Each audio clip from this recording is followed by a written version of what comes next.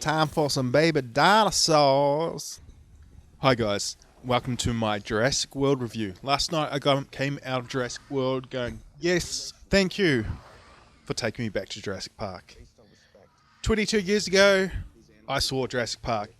It's probably 8 or 9 year old, and I was magically taken to a world that I'd never seen before. One of dinosaurs, of horror, and just great filmmaking, which as probably a 8 or 9 year old, I probably did not realise at the time. Now, Colin Trevorrow is taking us back to a world we once knew before.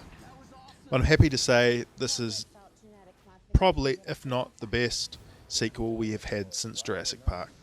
This movie uses nostalgic moments perfectly to bring us back into the experience we felt as I felt as a child, but also adding something new to the story. Of course, it's no secret. How do you tell a story about a theme park like this with dinosaurs again? Again, the same sort of beats have to happen. A dinosaur has to escape and then cause havoc. But in this case, they've done a really good job of introducing a new type of character in the Indominus Rex, which is a hybrid animal essentially. Part dinosaur, part exotic animals, and even a mix of other dinosaurs in there as well. It's a predator. It's designed to be a predator. And it's been kept in captivity all its life. And now it's unleashed on the park. Some standout performances here. Chris Pratt steals the show. This guy is becoming a true movie star. You gotta remember when this film was shot, this was before Guardians of the Galaxy even came out. So this guy has been eyed up for a few years to start hitting the blockbuster scene. Of course, we get to experience some different aspects of the dinosaurs, in this case the training of the velociraptors, which I can say isn't as clear-cut as the trailers make it to be, and it works well for the story structure going forward. Okay, the film isn't perfect. It's flawed, and it's probably its setup in some respects, and some of the character decisions are a little bit odd at times.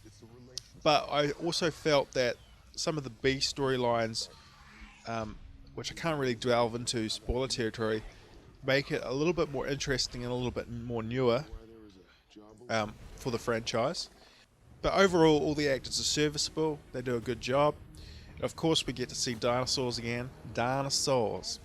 To sum it up in a nutshell, this film has all the nostalgia and fun that the original Jurassic Park had, as well as the horror elements.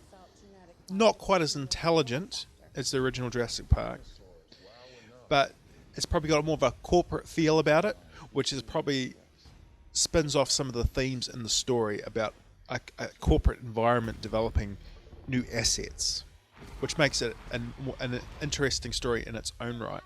Where the first Jurassic Park was more about, we've finally done this, we've created the technology to do this, how can we now exploit it?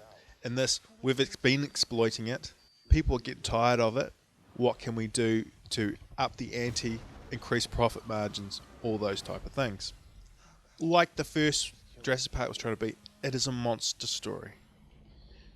Unlike probably Godzilla last year, this movie probably feels more like a true monster movie in some ways, and its setup, where Godzilla probably failed a little bit in its setup, where this probably, because we've got a nostalgic experience from 20 years ago, and we know a bit of the setup already, going into it, it probably feels a little bit more natural.